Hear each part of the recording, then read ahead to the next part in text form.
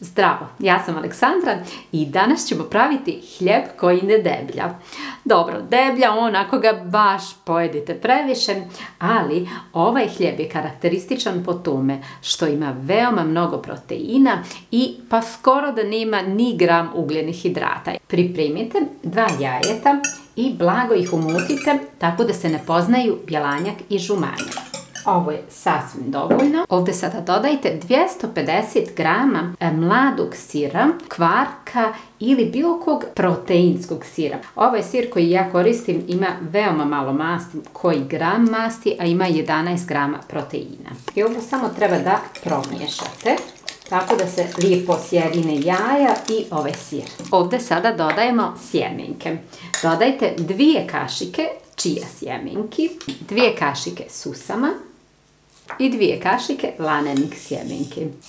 Dodajte i 4 navišne kašike psilijuma. Psilijum u ovom receptu vam služi umjesto brašna i on će napraviti ovu masu onako malo želatinastom, onako će da nabubri, povezat će ovu masu. Zaista je jedan odličan sastojak i veoma zdrav sastojak, veoma koristan za naše bakterije, za probavu. 4 navišne kašike, to dođe negdje oko 75 grama. Sada ću ovdje dodati 5 grama soli.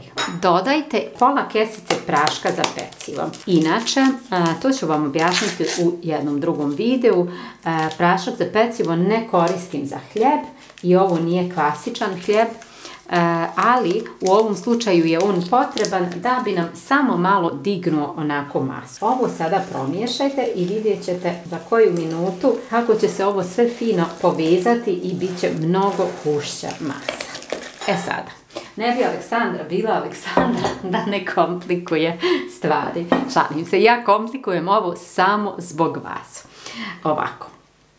Ovdje koristimo, vidjeli ste, čija sjemenke, susam, lanene sjemenke. U stvari, ovo ne važi samo za ovaj hljeb. Ovo bi trebalo da važi za bilo koji hljeb. Svako jelo sa žitaricama ili sjemenkama bi se trebalo natopiti. To jest, najbolje je hljeb praviti dan prije, mijesiti večer prije i ostaviti preko noći u frižideru. To je zbog toga što u žitaricama i u sjemenkama imamo antinutrijente, fitinsku kiselinu. Fitinska kiselina otežava apsorpciju nekih hranjivih materija. Stoga vi imate formalno, u susamu recimo imate mnogo kalcijuma, ali ono ne može da se apsorbuje zbog te fitinske kiseline.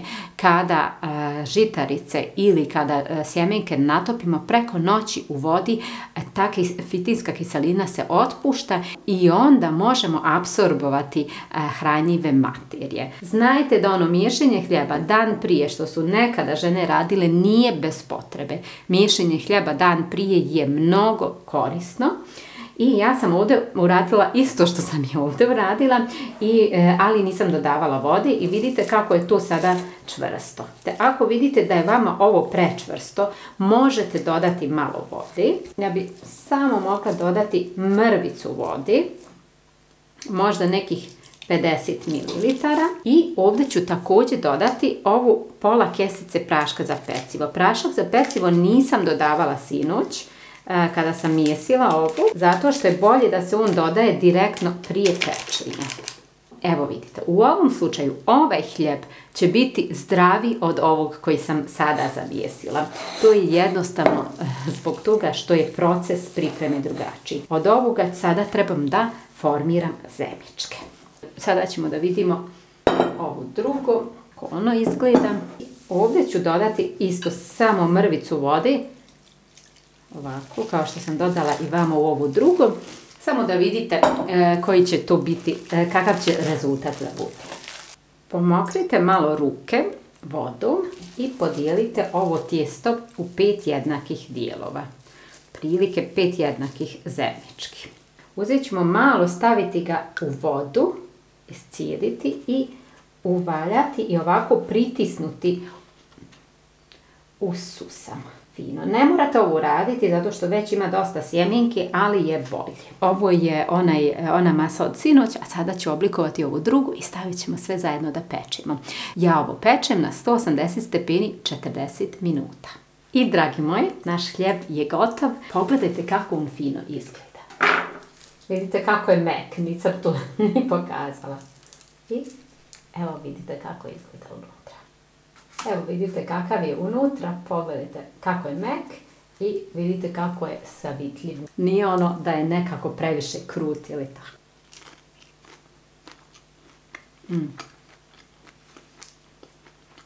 Reći ću vam iskreno moje mišljenje, ali zaista iskreno. Ako ovaj hljeb poredite sa bijelim hljebom ili sa onim hljebom i integralnim hljebovima koji imaju u sebi ugljenih hidrata, naravno da su oni bolji. Mislim, ukusniji su, nekako su ugodniji.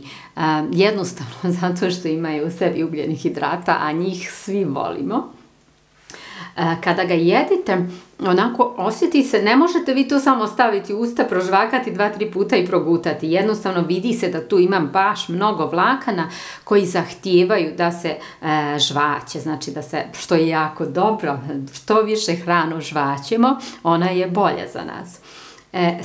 Sa druge strane, osjeti se dosta ove lanene sjemenke. Ja sam pokušala izbaciti lanene sjemenke, ali nije baš dobro izašlo. Vi možete naravno pokušati ako želite. Meni se sviđa ovako. Ali uzimajući u obzir da nema ugljenih hidrata, da je visokoproteinski, ovo je jedna odlična verzija zamjene za klasičan hljeb. Ako ćete ovo kombinovati sa nekim namazima, recimo ja volim uz ovo sir za mazanje, on će biti zaista odličan. Ili recimo možete od ovoga napraviti nekakav baš fin sendvič. Dodat ćete mnogo vlakana i mnogo finih hranjivih materija.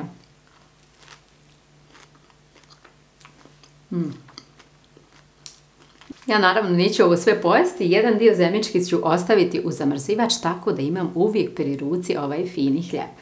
Ako vam se ovaj video sviđa, ostavite mi jedan like ili komentar, a za ostale recepte posjetite moj kanal na YouTube. I na kraju, naravno, buon appetito!